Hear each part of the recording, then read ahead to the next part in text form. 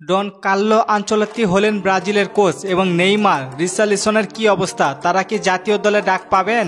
Neymar junior ইতিমধ্যে অনুশীলনে ফিরেছে, তবে দলীয়ভাবে নয়, কিন্তু নিজেই একইভাবে অনুশীলন করতেছেন নেইমার। ইনজুরি থেকে মোটামুটি রিকভারের পথে, যতদূর আমরা আপডেট পেয়েছি খুব শীঘ্রই আমরা নেইমারকে মাঠে দেখতে পারবো। আশা করছি ব্রাজিলের পরবর্তী 2 ম্যাচে থাকতে পারবেন নেইমার সান্তোসের হয়ে কবে মাঠে ফিরবেন এখনো ডেট জানানো হয়নি।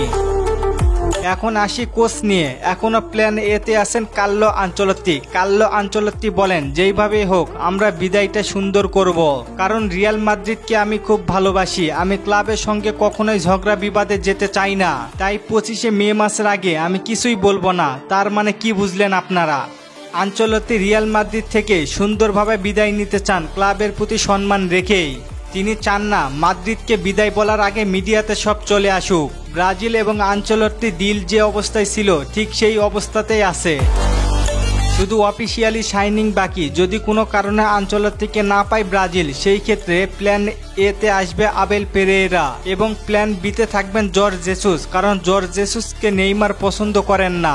আর আরেকটি গুড নিউজ হচ্ছে আল হিলাল থেকে জর্জ জেসুসকে বরখাস্ত করেছেন। কার্লো আনচেলত্তিকে না পেলে আবেল পেরেইরা হতে পারেন ব্রাজিলের পরবর্তী কোচ।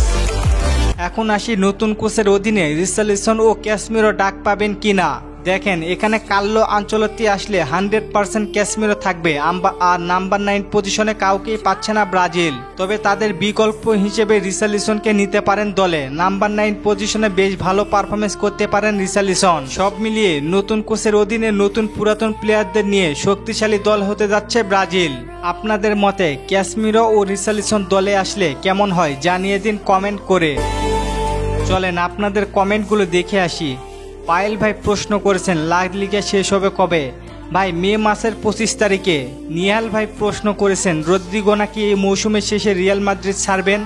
জি ভাই, রিয়াল মাদ্রিদ ছাড়বেন। মোহিত ভাই প্রশ্ন করেছেন দানি আলভেস কি 26 বিশ্বকাপ খেলবে? না ভাই, তার অনেক বয়স হয়েছে। নয়ন ভাই প্রশ্ন করেছেন ব্রাজিল কি আর আগের রূপে ফিরবে না? ভাই অবশ্যই ফিরবে। ধন্যবাদ সবাইকে কমেন্ট করার জন্য। আর ফুটবলকে নিয়ে নতুন কোনো প্রশ্ন থাকলে করতে পারেন, পরবর্তী ভিডিওতে রিপ্লাই করব। ধন্যবাদ।